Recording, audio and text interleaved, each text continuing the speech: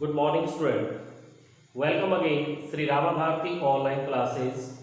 Myself, Krishna Kumar. So let's start our topic. As you know, हम previous class में समास कर रहे थे और हमने ये भी जान लिया था कि समास का जो प्रश्न है वो 4 अंक का आएगा। इसके अलावा हमने प्रीवियस क्लास में समास के प्रश्न के प्रारूप को भी हमने कर लिया था कि प्रश्न का प्रारूप क्या रहेगा, किस तरीके से प्रश्न आएगा। इसके अलावा हमने समास शब्द का अर्थ हमने समझा। अर्थ के साथ साथ पहले समास की परिभाषा को समझा, समास की परिभाषा को हमने किया। इसके अलावा हमने समास के भेद व उपभेदों को किया। इस तरीके से प्रीवियस क्लास में हमने ये सारा काम किया समास को लेकर। सबसे पहले चीज हमने ये जानी कि समास का जो प्रश्न है वो कितने अंक का आएगा। उसके बाद वो जो प्रश्न आएंगे उनका प्रारूप क्या रहेगा। प्रारूप के बाद समास शब्द का अर्थ क्या है, उसकी परिभाषा क्या है, ठीक है। समास के भेद और उपभेद हमने समझे थे। आज हम अपना भेदों को शुरू कर रहे हैं। हमने बताया था कि समास के 6 भेद होते हैं और समास का पहला ही भेद है अव्ययी भाव समास। समास का पहला भेद है अव्ययी भाव समास। देखिए, अभी अव्ययी भाव समास को हम करते हैं।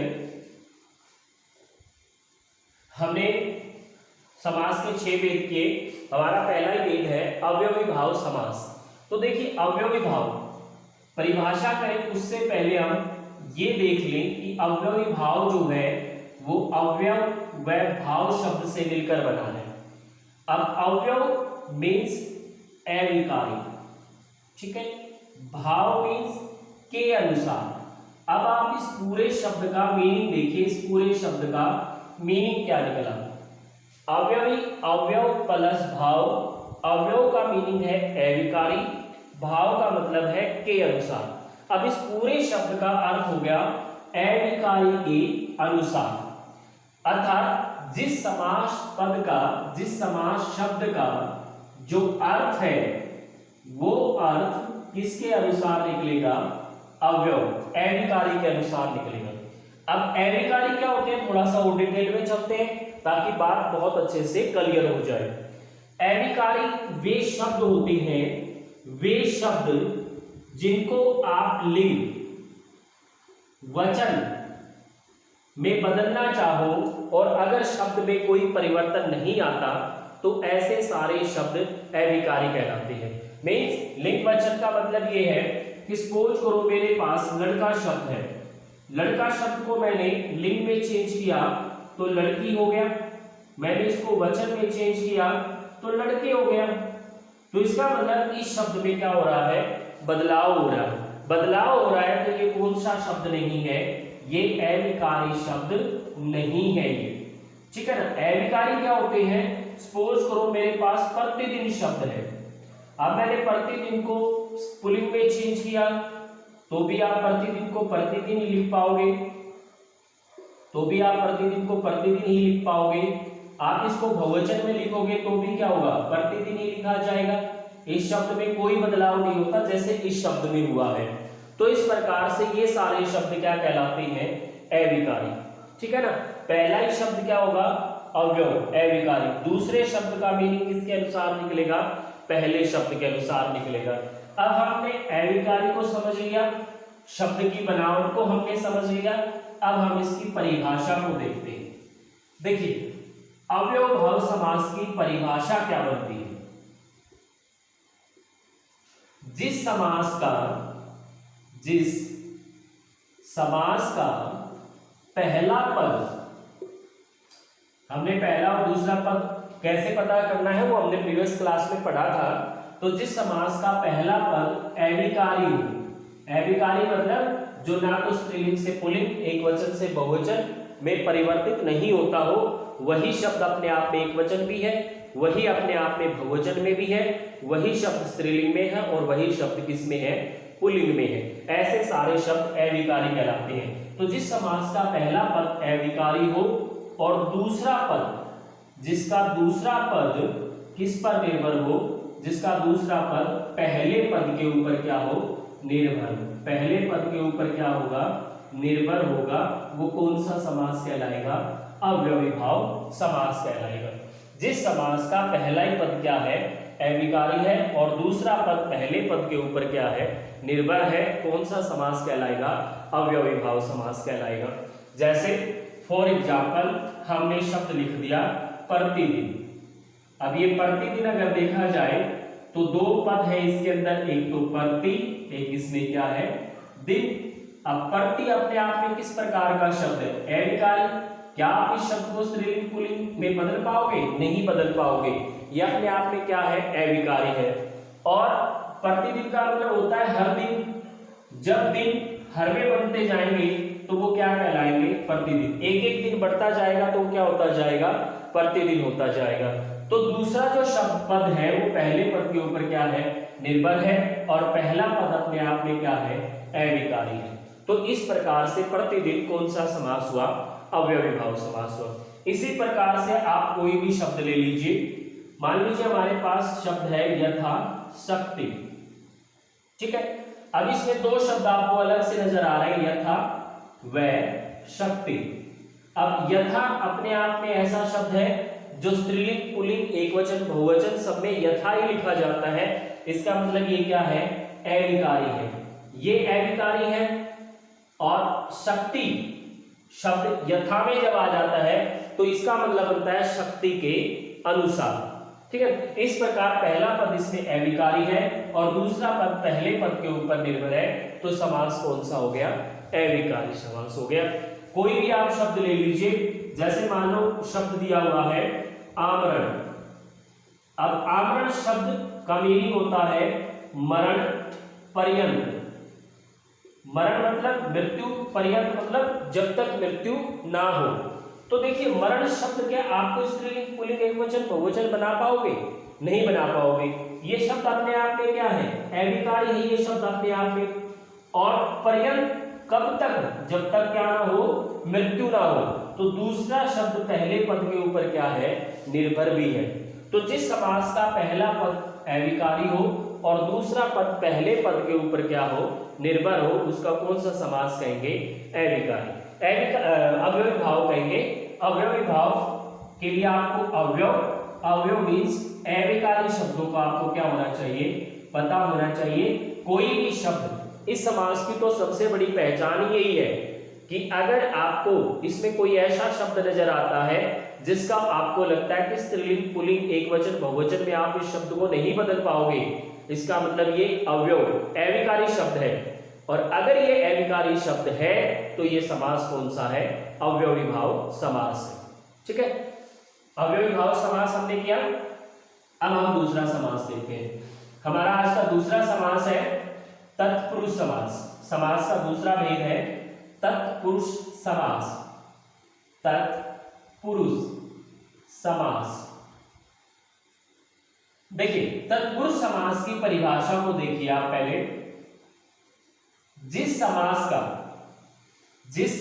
का पहला पद, जो पहला पद है, पहला पद तो क्या है, संज्ञा। संज्ञा मीन्स या तो वो किसी वस्तु का, या वो व्यक्ति का, या वो स्थान का नाम है। क्योंकि संज्ञा की यही परिभाषा होती है कि किसी व्यक्ति वस्तु स्थान के नाम को क्या कहते हैं, संज्ञा कहते हैं, ठीक है ना। किसी व्यक्ति वस्तु स्थान के नाम को क्या कहा जाता है, संज्ञा। तो जिस समास का पहला ही पद, जिस समास का पहला पद जो है वो क्या है, अपने आप में संज्ञा है, और जिसका दूसरा जो पद है, दूसरा जो पद होगा वो पद क्या है, वो महत्वपूर्ण है, इंपॉर्टेंट है, प्रधान है वो।